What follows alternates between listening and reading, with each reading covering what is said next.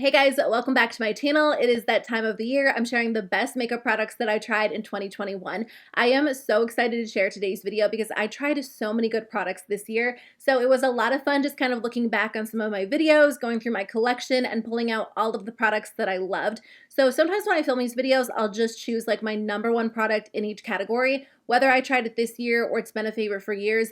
This year I wanted to focus on products that I added to my collection. So most of these are products that did launch in 2021, but a few of them have been around for a while. They're just new to me. So I can't wait to talk about these products, share them with you. I just uploaded a video on Sunday sharing the worst makeup products I tried this year. So if you're curious about those, I'll link that video in the description box below. By the way, I do have a giveaway for today's video. I had plans to do a whole bunch of giveaways this year, but life has just been a little bit crazy. So I wanted to do a couple of bigger ones. So I'll put a picture on the screen for you guys of the products I will be giving away in today's video. I have some holiday sets, some different products to share with one of you guys. It's always easy to enter my giveaways. It's been a while since I've done one. So I just wanted to say thank you to you guys for watching my videos and for all of your support this year. All you have to do is be subscribed to my channel and leave a comment below. I'll put the information in the description box below because I'll have you leave a specific comment if you guys want to enter the giveaway. But thanks again for your support, and I can't wait to share these products with one of you guys. Okay, let's start with face products. So my #1 primer this year is an older release, but it's something I just tried for the first time in 2021, and that is the e.l.f. Jelly Pop Dew Primer. When this was initially launched, I think 2 summers ago, I was on a primer-specific no-buy, so I just wasn't adding any new face primers to my collection. I finally tried it this year. I'm actually almost out of it because I use it pretty much every single time I wear makeup. If you're someone who likes to do your makeup in the morning and then just go on with your day without having to worry about touching your makeup up throughout the day, this is the product for you because it locks your makeup into place so well. It does have a little bit of a tacky feel to it, and whenever I've tried primers like this in the past, I've always been worried that my makeup wouldn't go on smoothly, but your makeup applies really nicely on top and it stays in place so well. I have oily skin and I just noticed that my makeup will last so much longer when I use this product. It also has a little bit of a hydrating feel to it, so all around I just feel like it is the perfect go-to primer. And whether I'm wearing, very minimal makeup or I'm doing more of a full face of makeup like today, I reach for this because my makeup stays in place so well. So I am so glad that I finally tried this out. It really is my favorite. I saw that e.l.f. is releasing a new primer that sounds very similar to this, so I'm kind of curious to try it out. They also released the Mint Melt Primer this year, which is very, very similar, but I've just been using this one. I love the watermelon scent. I love that it's a little bit thinner and it just works so, so well. So I'm not someone who tends to try a lot of foundations. I will fall in love with a formula and use it over and over again, but this year I did try a new formula that I just loved. This is the Catrice True Skin Hydrating Foundation. I think I tried this back in March and it's been a staple in my collection ever since, and I think that it just looks so good on the skin. It's definitely more of a full coverage foundation, but it doesn't look like a full coverage foundation. It doesn't look heavy or cakey. You can definitely sheer it out with a damp beauty sponge or build it up, but even when you layer it up, it doesn't have that super heavy look to the skin, which is why I love it so much. Now, it does have a little bit more of a satin finish. I wouldn't go as far as calling it like a super hydrating foundation, and I know some people who have dry skin say that they would like it to be a little bit more hydrating, but I do think if you go in with a really moisturizing primer, that will definitely help. It's not a matte foundation. It just falls so perfectly in the middle, and I think it wears really well throughout the day. I can wear this, and by the end of the day, it still has more of a skin-like finish compared to other full coverage foundations. I just think it's really good. I know everybody loves this foundation. Everyone's raving about it,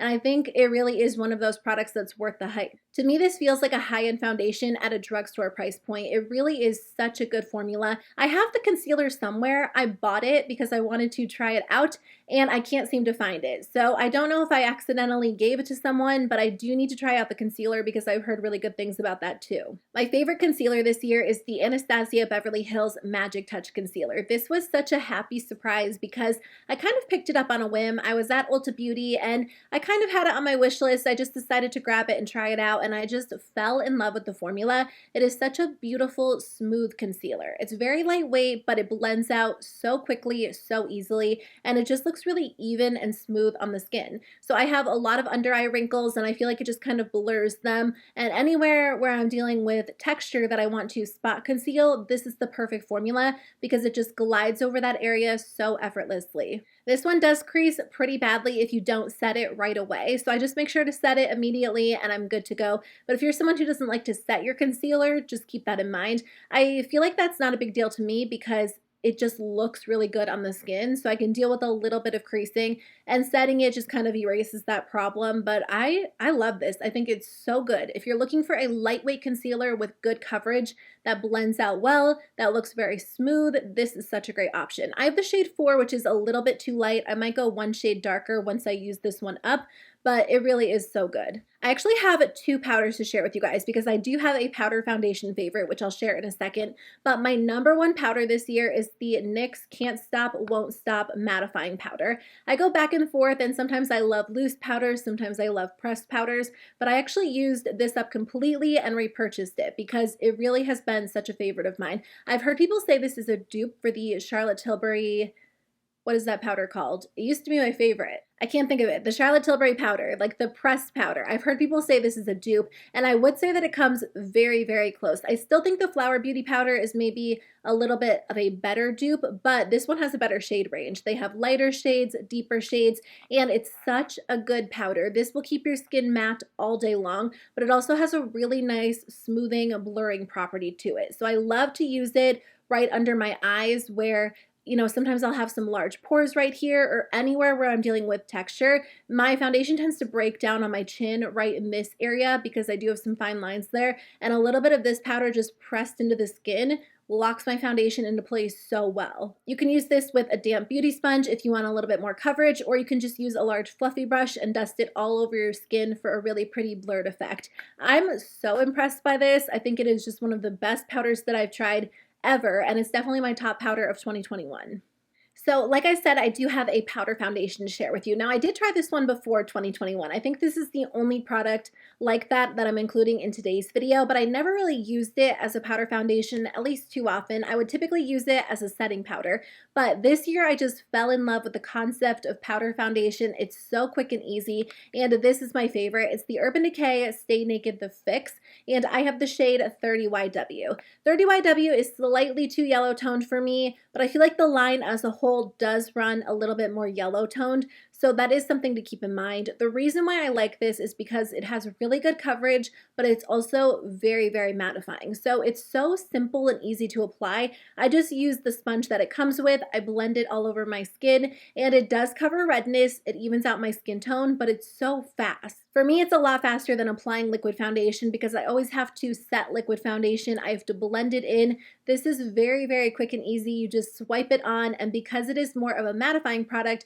it stays in place really well on my oily skin. Sometimes I will skip face primer and I'll just apply this after I apply sunscreen, but sometimes I will go in with the e.l.f. Jelly Pop Primer, and this applies really nicely on top of this primer as well. I'm honestly so impressed by this powder foundation, and as we head into 2022, I definitely want to try some other formulas. I've tried the Fenty powder foundation, which I love. In the past, I tried the Pure Cosmetics one, so I think I might try that one again, and I know a lot of people love the JCat Beauty powder foundation, so those are the ones on my list, but if you guys have any other recommendations, please let me know.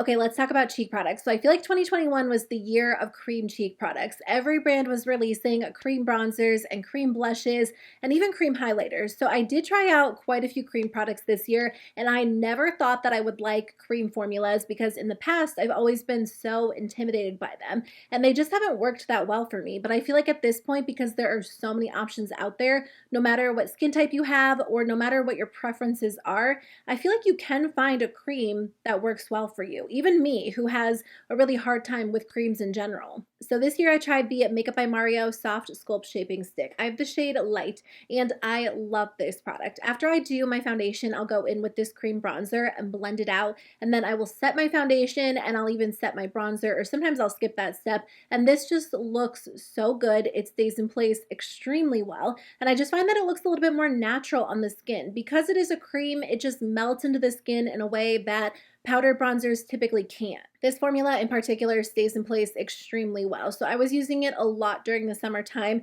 when my foundation tends to wear off a little bit more quickly just because it's hot outside and my skin is extra oily, and this just stayed in place so well. A little bit goes a long way. I wouldn't say this is the most blendable cream bronzer that I've tried because it has that longevity. I do feel like it takes a little extra effort to blend out, but I prefer that because it does last so well on the skin. So I definitely want to try out the cream blushes and cream highlighters from this brand because this has just been such a staple in my collection, and I really do love it. There are other cream bronzers I tried this year that I liked, like the Persona Cosmetics one, the e.l.f. putty bronzers, but this was probably my number one. I do have a powder bronzer that I wanted to mention as well. This is by LYS. This is the No Limits Matte Bronzer, and I didn't wear this one quite as much as the Makeup by Mario bronzer because I feel like overall, if I had to choose one, it was probably that one, but this was definitely my favorite powder bronzer. I really love this formula. It's just a staple matte bronzer that applies really nicely. There's no shimmer, there's no glitter. I feel like the undertone is perfect. You can build it up if you want a really intense look,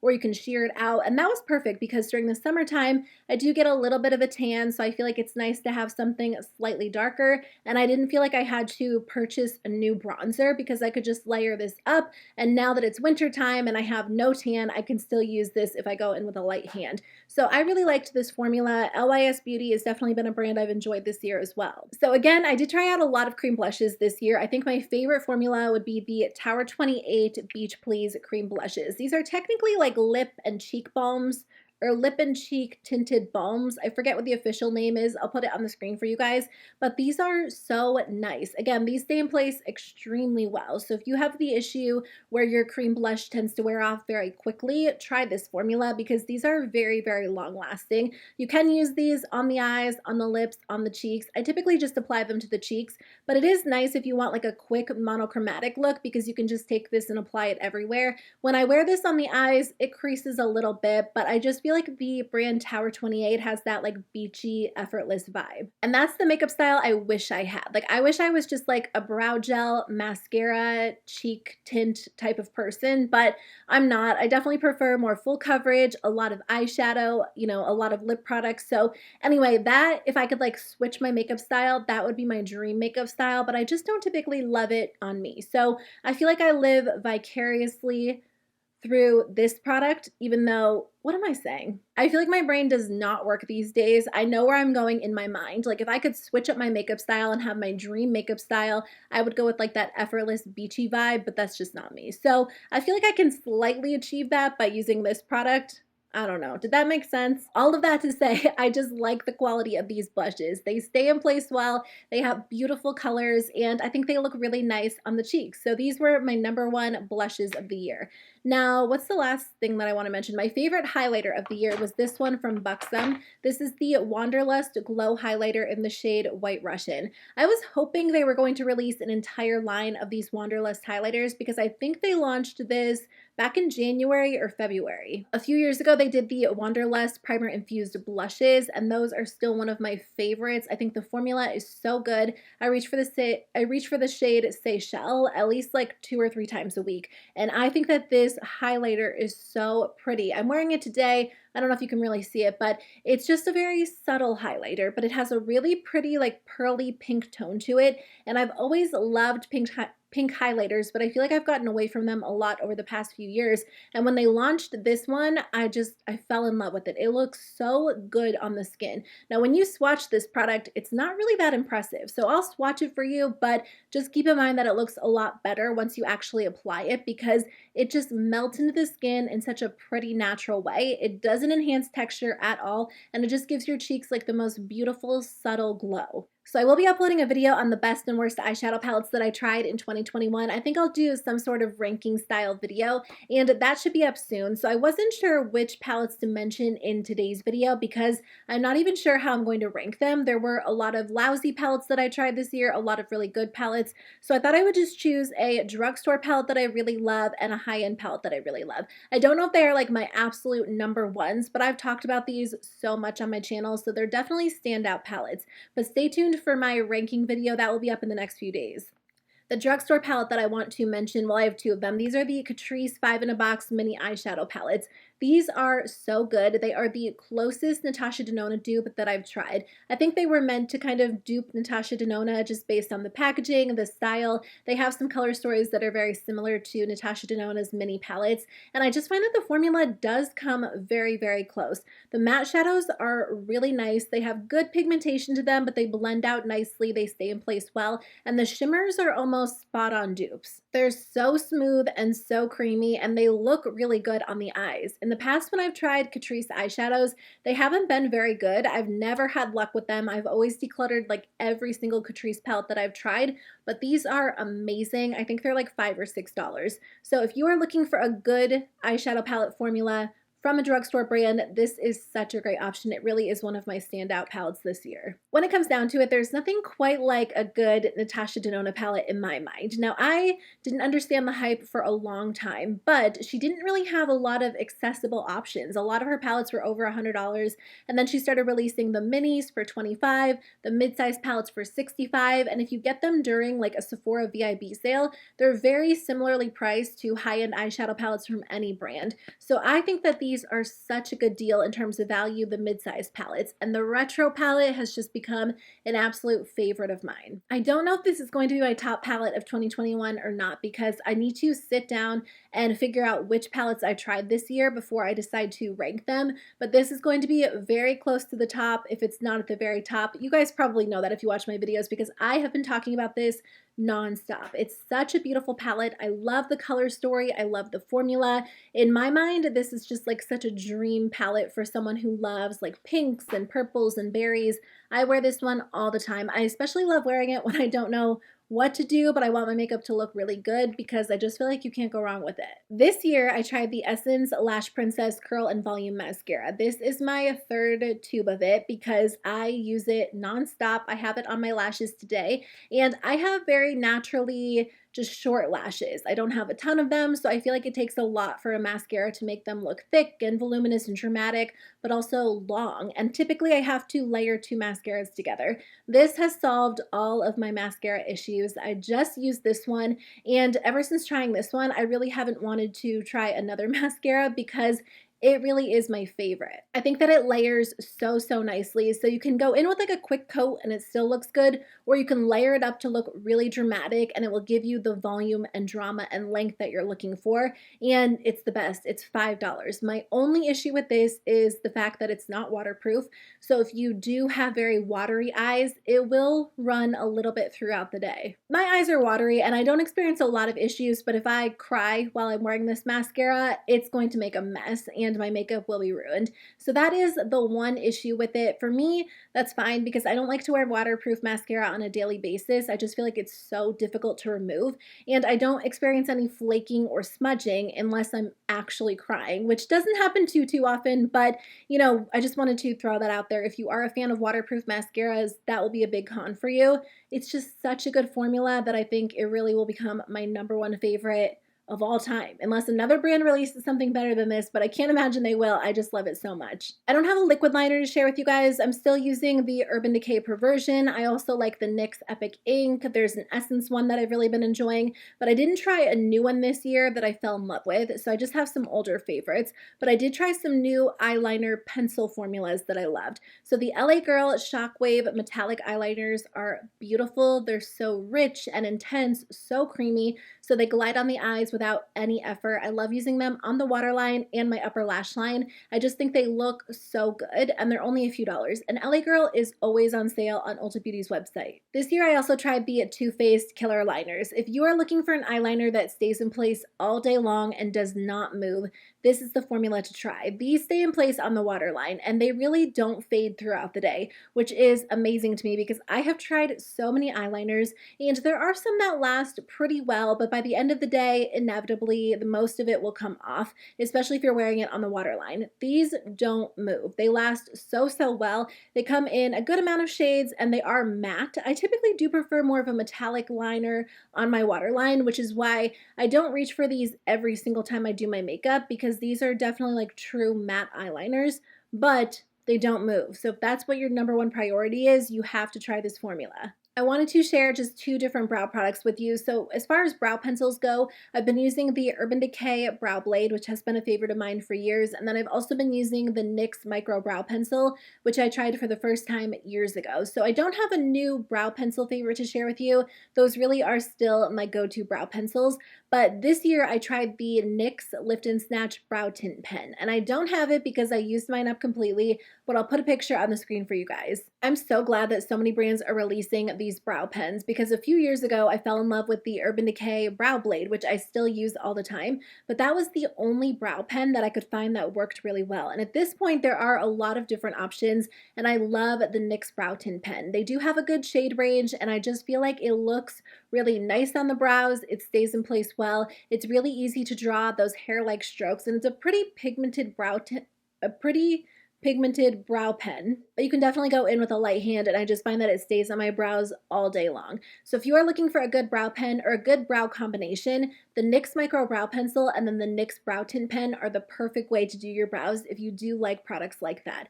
Now, as far as brow gels go, I've been using the e.l.f. Wow Brow, but again, that's not a new product from this year. This year I tried the Persona Swipe Up, and I just fell in love with the formula. It is so good. This gives your brows that really feathery textured appearance. So if you like to comb your brows up, if you like that look, this is perfect because it's going to comb them up, give them that really fluffy textured appearance, but lock them into place.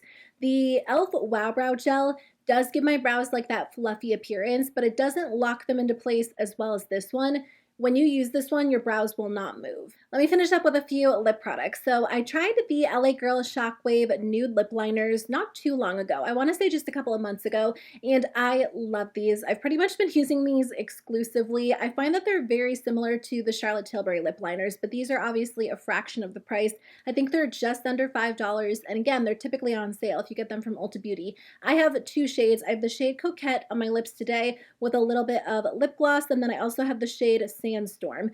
These just glide on the lips so easily. They're very creamy, really smooth, but they have a good amount of pigment to them. I don't know, I feel like lip liners have come such a long way. When I think of lip liners, I always think of like dry pencils that hurt when you apply them, and that's what I used to use years ago, but these are very similar to Charlotte Tilbury. I feel like they're kind of similar to ColourPop, but a little bit more creamy, and I just love them. I need to purchase additional shades because I find myself reaching for these every single time I wear lip liner. I'll even use them on days where I'm not wearing a lot of makeup just to slightly line my lips. My natural lips are pretty light, so I do feel like I always just need a little something, and I'll just take a little bit of this, apply it, and even blend it in with my finger, even on like the most natural makeup days, and it stays in place well. It looks so good, but it works to define my lips.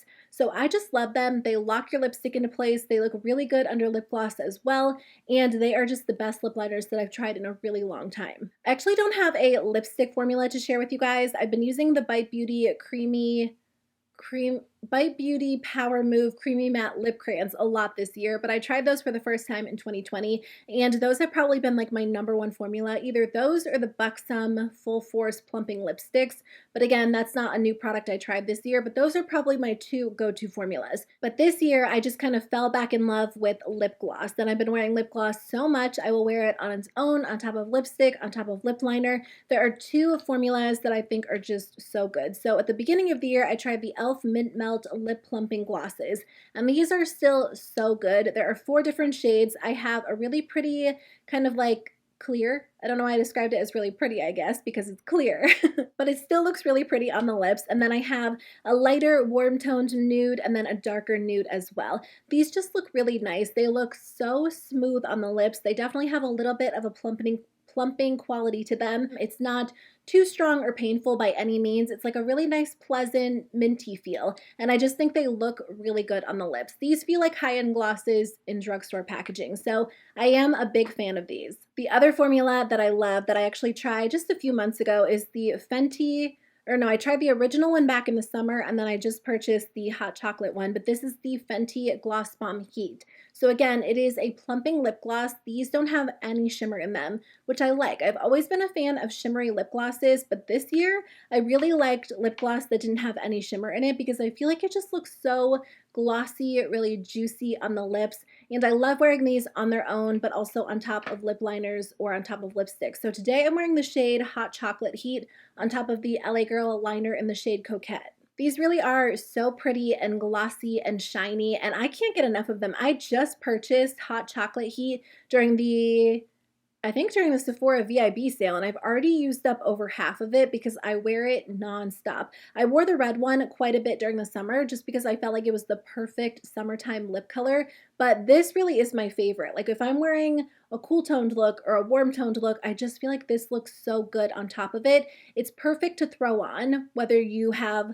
like lipstick on or not, because even if I'm not wearing lipstick, I just feel like it makes my lips look a little bit more defined. It adds a hint of color without being too much, and I just think the formula is amazing. I think I might like this more than the original Gloss Bomb formula. Okay, those are the best makeup products that I tried in 2021. Again, if you want to hear about the worst makeup products I tried this year, I'll link the video. It should pop up on the screen right now. But thank you guys so much for watching today's video. I really appreciate it. I would love to know which products you guys tried this year that you fell in love with. So if you tried anything that has become a staple for you, please let me know so I can check it out and add it to my list.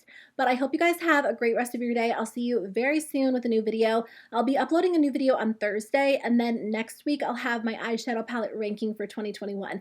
I can't wait to film that. I need to sit down and figure it out. So anyway, I'll see you guys very soon with a new video. Bye.